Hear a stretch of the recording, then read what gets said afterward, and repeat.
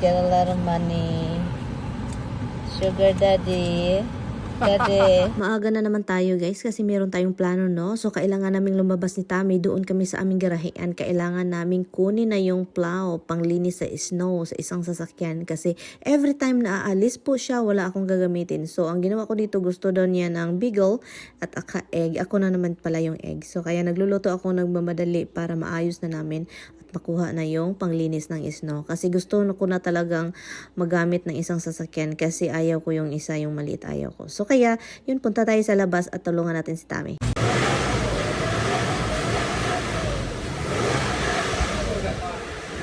Yung sasakyan, palagi na lang yung battery, no? Hindi naman gumagana. Kasi po, parang may something talaga yung plow. Finally, nakuha na namin yung plow, guys. At saka, ang hirap kunin kasi po, siya, sobrang bigat. So, ngayon, nagdagdag si Tami ng hangin sa gulong niya. Kasi, palagi ding na bagong gulong yan. Pero, gumugulong din. Palagi walang hangin. Iwan ko anong problema. Yun si Tami tulaling.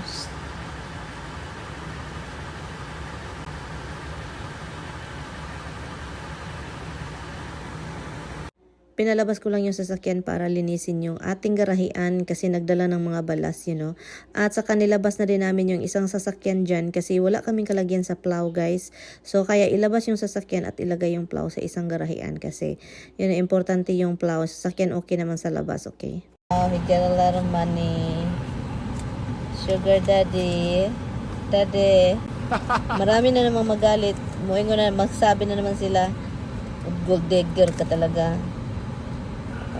Look, he doesn't give me any, so you guys doesn't need to bash me. Oh, look, he doesn't give me any. Oh, this is for my burger. I never ate burger outside. Instead, somebody's asking, honey, if you can make another burger next time and teach them how to do it.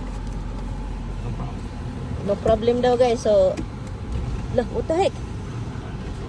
Neutral? Yeah, that's good, guys. How much is the detergent for washing, honey? $25? Depends on when you get washed. Okay, what's up? Pinaliguan lang namin yung sasakyan, guys, kaya naglabas si Tami ng pera at saka andito na kami sa Lowe's. Eggplant. Hopefully, meron silang eggplant. Saan si Tami? Is that apple? Yeah, that's not the one that you like. That's the same thing what they have Harold over there, right? What are the pears? Harold over there, the same thing what they have. I don't know if they're plums. Yeah. Oh no, they don't have the plum. Like a plum with pears. This we have. Very good si Mr. ngayon, guys. Konti lang yung binili niya. Very good siya. Very good ka daw. Konti lang yung binili niya. Put it in there, love. What did you get? Yeah. 2 sugars.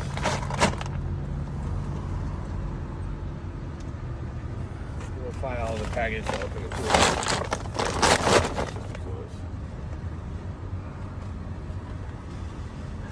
Got broccoli. Oh, you get some chicken again. Yeah.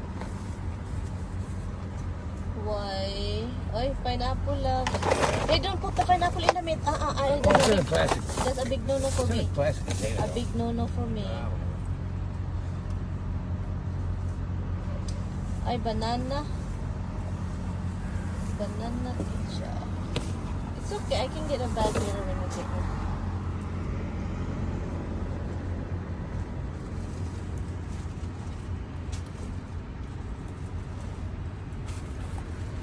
Put it in the floor. On the floor.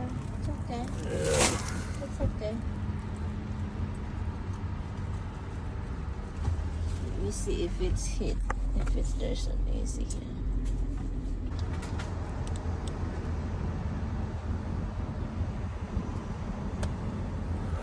Oh, you got more cat food. They're very spoiled.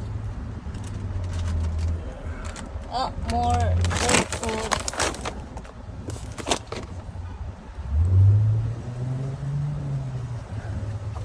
Don't forget. You don't forget. Ostrich. Okay.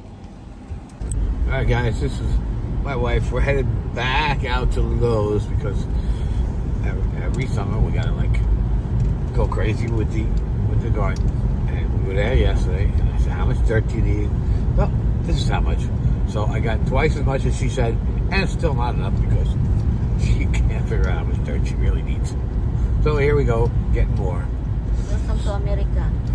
You gotta drive an hour to get more dirt. Hour? A half hour each way. No, it's not. It's not. I bet. So, people are mowing their lawns. It's that time of year. We didn't mow ours today Next week, because I didn't feel like it. next week. So guys, this is what we do in America. We have to buy our soil. Okay? Well, you want your soil to be nutrient rich. But I enjoy gardening.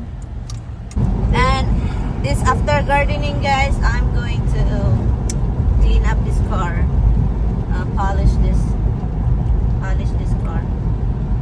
Guys, I listened to her say that for 6 years with the other car. Never ever happened. Can I tell you something, honey? You make the car is dirty because you used it, okay? Because I used it for work. Yeah, I use it for playing around. Yeah. The only thing I'm worried about the white car, you're gonna be like this with your smoking. Probably. This has to be cleaned up though. No, the dark thing because of the, The back you know? is even worse because of the day with all salt and stuff going in Yeah, the the dirt. salt when that was The often. ceiling is like a mess. Pagdating namin sa bahay guys, trabaho agad ako. Ito yung nabili naming mga lupa. Kailangan talaga magbili ng lupa, no? Dagdag sa ating garden para naman may nutrients yung ating Ang bigat yan guys, hindi na ako nagpatulong kay Tami kasi po alam nyo na may sakit-sakit yung likod at kaya ko naman din na mag-alsa. So kaya yun, pero mabigat talaga yan. Ito yun siya. Ito yung aming diyan ako magkalkal ng lupa. Diyan tayo.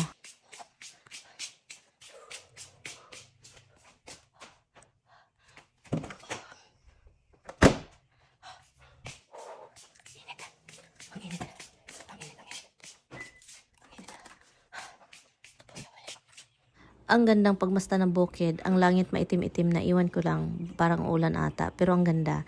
At anyway guys, ito yung ginawa ko. Iba din ito guys. Ito yung nauna kong nabiling lupa na ako lang mag-isa, no?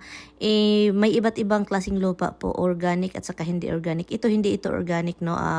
Miracle Grow po ito. Konti lang yung binili ko. So kasi hindi ko, parang nag-alanganin ako kasi ako lang mag-isa. Yung time na ako yung nag-una nagbumili. So ngayon guys, i-ano lang natin, ibungkal, ilagay natin sa garden and then imimix natin sa original na lupa dyan para naman talagang mag-mix siya. So yun yung ginawa ko. Buti na lang meron akong nakita ditong parang tinidor nga malaki, no? Tinidor manata, iwan ko anong tawag dyan.